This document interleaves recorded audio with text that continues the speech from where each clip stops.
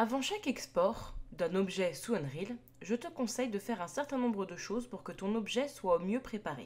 Donc je vais te montrer tout ça à partir de cette chaise. Il faut savoir qu'Unreal importe en même temps que l'objet ses matériaux.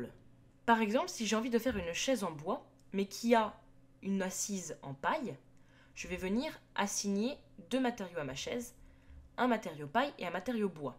Ainsi, lorsque les shaders seront exportés en même temps que la chaise, sous Unreal, je vais avoir directement mes deux shaders qui m'auront suivi et je n'aurai donc pas à venir réassigner le shader paille et le shader bois à ma chaise, tout sera directement fait. Pour cela, je vais aller dans l'onglet Material Editor et je vais venir créer donc mes deux shaders.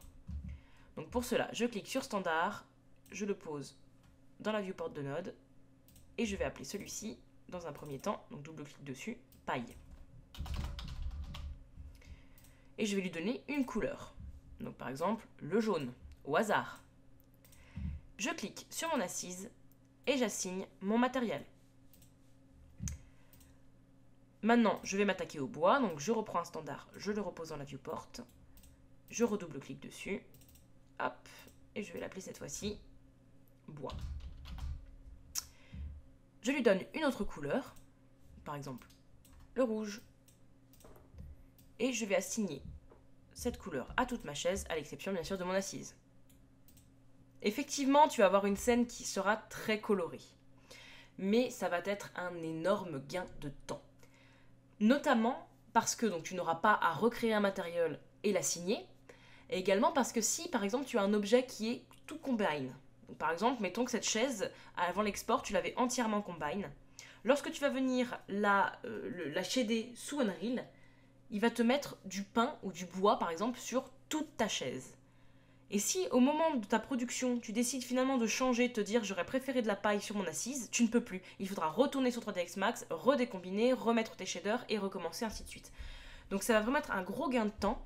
Tu peux très bien au dernier moment décider de tout passer en bois, mais cette technique de double shader te permet aussi de changer d'avis beaucoup plus facilement. Et surtout, le plus gros avantage, c'est lorsque tu as plusieurs objets dans ta scène qui ont la même texture.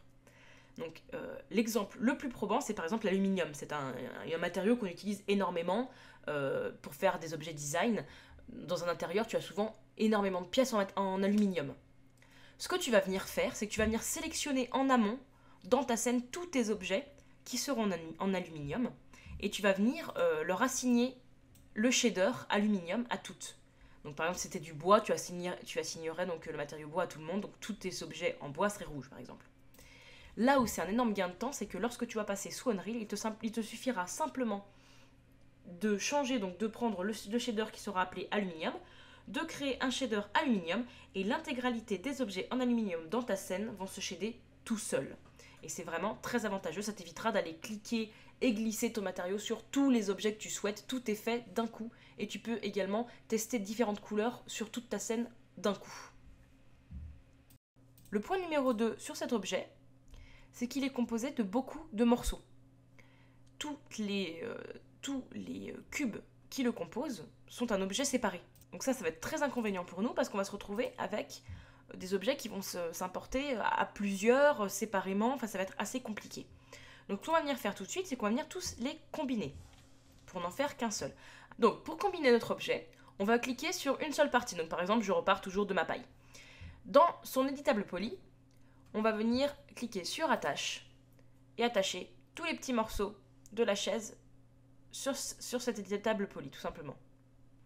Et ainsi de suite, en cliquant systématiquement sur OK, jusqu'à ce que toutes les parties de l'objet soient combine en une seule.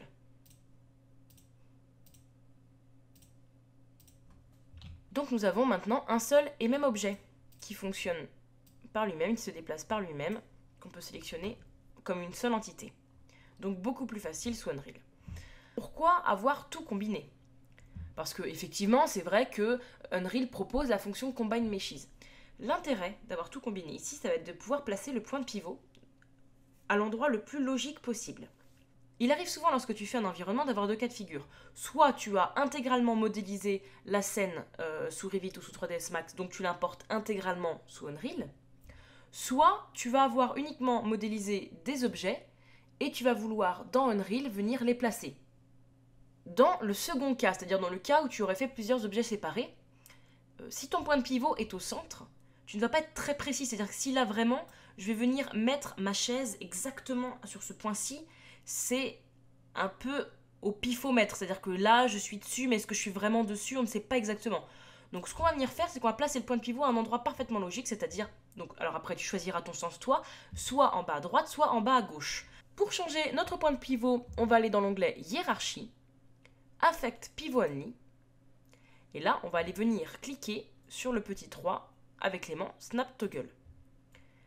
Et on va venir faire un clic droit dessus. Donc tu vas sélectionner Vertex et refermer. Donc cette fois-ci, lorsque l'on va venir déplacer notre pivot, il va nous proposer tous les vertex. Donc nous, on va mettre celui, bien sûr, qui est le plus bas. Celui qui est directement sur le coin du pied de la chaise, droite ou gauche, suivant comme tu as envie de le mettre. Maintenant, notre point de pivot est... Donc on va enlever le snap toggle. Le point de pivot est très bien placé.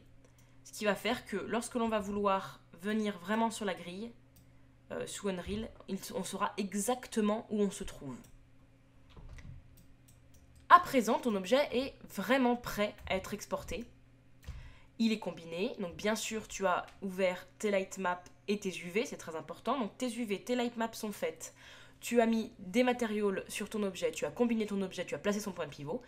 Il est parfait pour être exporté sous Unreal.